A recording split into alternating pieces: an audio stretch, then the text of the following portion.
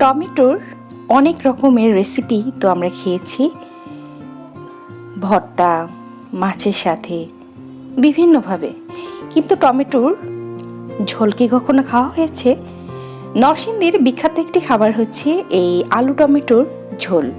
মাছের মাথা দিয়ে খুব মজার এই টমেটোর টকটা নরসিংদীর একটি বিখ্যাত খাবার। তো দর্শক শ্রোতা, চলুন দেখে নেওয়া যাক। আজকের এই টমেটোর ঝোল রান্না করার জন্য আমি নিয়েছি রুই মাছের মাথা, লেজ আর 2টি টুকরো। আপনারা অন্য যে কোনো মাছ ব্যবহার করতে পারেন। নিয়েছি 7-8টি মিডিয়াম সাইজের আলু সেদ্ধ করে, আর নিচ্ছি পাকা নরম টমেটো। আমি দেশি টমেটোটা ব্যবহার করেছি, এতে করে ঝোলের স্বাদটা খুব ভালো আসে। এখন টমেটোগুলোকে ছোট ছোট টুকরো করে কেটে নিচ্ছি।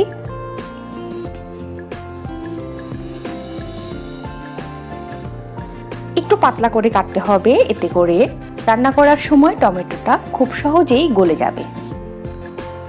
তো 7 থেকে 8টি অথবা 9টি টমেটো নরম দেখে আপনারা এভাবে কেটে নেবেন। অবশ্যই কাটার আগে টমেটোটা ভালো করে ধুয়ে নেবেন। আর এখন আমি ওই যে সেদ্ধ করা আলু ছিল ওগুলোকে হালকা একটু ভেঙে নিচ্ছি।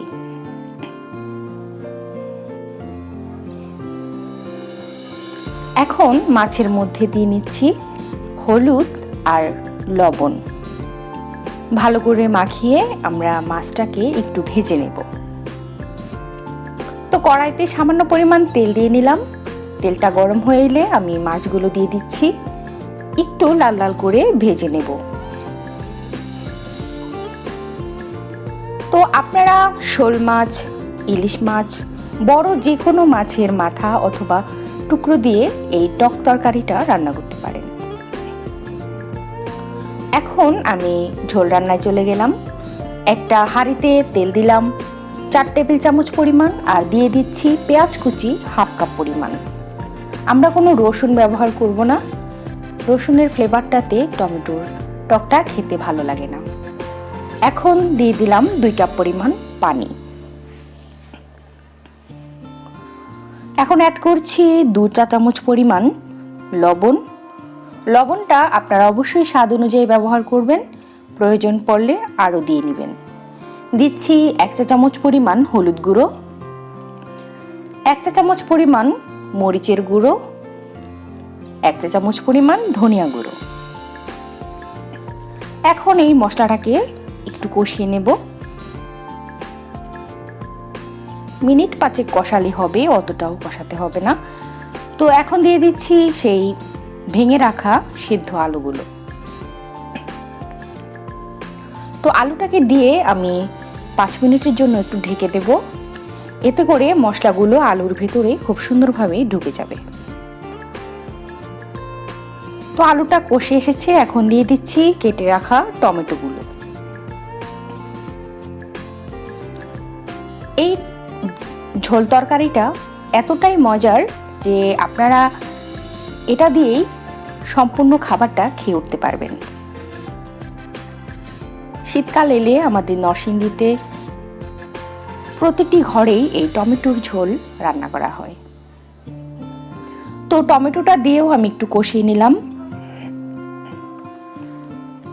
তো এখন দিয়ে দিচ্ছি পানি। আমি হাঁড়িটাকে ভরে একদম পানি দেব, কারণ আমাদের এই ঝোলটা রান্না করতে হলে বেশ কিছুক্ষণ জাল করতে হবে। তো ঢেকে দিচ্ছি বলক আসার জন্য। তো বলক চলে এসছে, এখন আমি এই মাছের টুকরোগুলোকে ঝোলের মধ্যে দিয়ে দিচ্ছি। তো আমি উপর থেকে টমেটোগুলো হালকা একটু ছাঁকনি দিয়ে তুলে নিচ্ছি, কারণ এগুলোকে একটু থেতো করে নরম করে দিতে হবে, কারণ টমেটোগুলো একটু আস্ত রয়ে গেছে। তো আমি একটু গলিয়ে নিচ্ছি টমেটোগুলোকে, এতে করে আমাদের ঝোলের ঘনত্বটা ভালো হবে। তো আমি এখন এই টমেটোগুলো আবার ঝোলের মধ্যে দিয়ে দেব।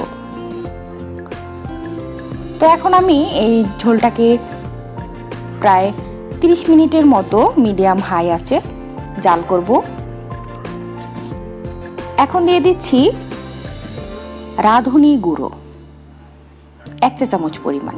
এটা জিরা বা মৌরি টাইপের একটা মশলা। আপনারা যে কোনো মুদির দোকানে গিয়ে রাঁধুনি বললেই পেয়ে যাবেন। এটা কিন্তু রাঁধুনি কোনো প্যাকেট মশলা না, এটা হচ্ছে একটা দানাদার মশলা, ঠিক জিরার মতো। তো 30 মিনিট পর আমার ঝোলটার ঘনত্ব বেশ ঠিকঠাক হয়ে এসছে। আমি এখন এটাকে তুলে ফেলবো। একটু ঝোল আমি টেস্ট করে দেখলাম, আমার জালেও হয়ে এসছে।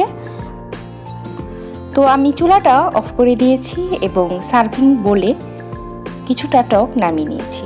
তো দর্শক শ্রোতা, আপনারা যে যেখান থেকে আমার আজকের এই ভিডিও দেখছেন আমাকে কমেন্টস করে জানাবেন। আর সবাই বাসায় একবার হলেও এই অসাধারণ টমেটোর টকের রেসিপিটা ট্রাই করে দেখবেন।